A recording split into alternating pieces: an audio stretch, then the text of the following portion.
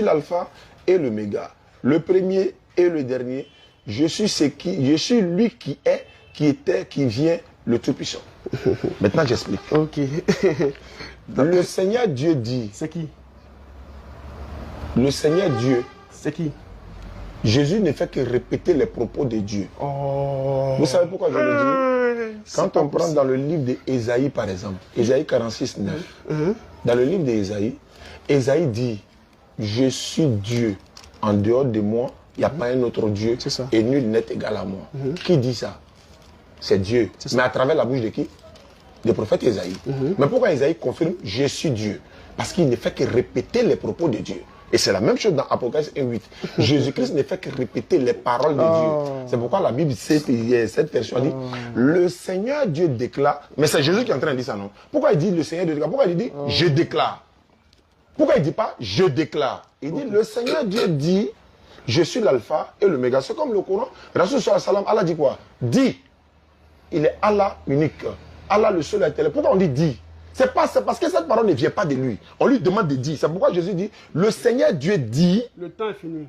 Je suis en train d'expliquer. Non, l'explication que tu donnes n'est pas bonne. C'est pour toi là qui est bon, non? L'explication que tu donnes. Non, c'est pour toi qui est bon. Laisse-moi te donner un verset qui dit que l'explication que tu donnes n'est pas bonne. Tu donnes un verset. On va aller 1 contre 1 maintenant. Donne un encore. Voilà, il lit ici un verset où on parle de celui qui a été percé et qui viendra et que tout le monde entier va voir venir. On n'a pas dit ça d'abord. On dit le Seigneur Dieu dit. C'est quel Seigneur Dieu qui a dit ça? Non, il a dit le verset 7 à 8.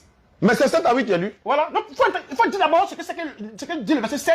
Mais il a lu, non? C'est le verset 10. Maintenant, si tout là, il ne verra là. Ah, c'est Dieu, on peut passer Dieu. Je te demande, on peut passer Dieu. Quand il devient un homme. Dieu ne devient pas un homme. Dieu ne devient pas un homme. Ah, tu as vu? Tu sais pourquoi? Là, tu as vu? Tu sais pourquoi? C'est la Bible qui le dit. Que Dieu ne devient pas un homme. Ésaïe 29, 16. Ah, moi aussi, je te dis dans Genèse, Dieu est devenu un homme. Il est allé s'asseoir avec Abraham, il a mangé, il a bu. Je vais lire Ésaïe 29, 16. C'est Dieu. Dans Genèse, parce que si on va comme ça, tu vois que ta compréhension n'est pas bonne. Ésaïe 29, 16. Dans le livre de Genèse, Abraham est allé accueillir Dieu. Dieu dit, il a pris Dieu, accompagné des deux anges, il l'a envoyé chez lui à la maison. C'était des anges, c'est pas Dieu. C'est pas Dieu, c'est un homme. Il dit c'est des On dit Abraham vit 3 hommes, non? Il dit, c'est Dieu, c'est un homme. Ésaïe 29, 16. La Bible déclare ceci. Quelle perversité est la vôtre? Le potier doit-il être considéré comme de l'argile? Pourquoi vous dites que Dieu est comme l'homme? C'est d'être pervers. Voilà ça ici. Quelle perversité est la vôtre? Le potier doit-il être considéré comme de l'argile pour que l'ouvrage dise de l'ouvrier, il ne m'a point fait, pour que le vase dise du potier, il n'a point d'intelligence. Où on dit que, où est la partie où on dit Dieu ne peut pas être homme là? Où ça? On dit le potier.